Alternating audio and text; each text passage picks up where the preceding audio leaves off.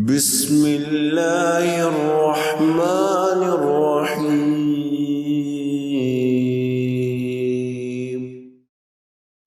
امام انس ابن مالک رحمۃ اللہ علیہ فرماتے ہیں، مومن کی 5 عیدیں ہیں۔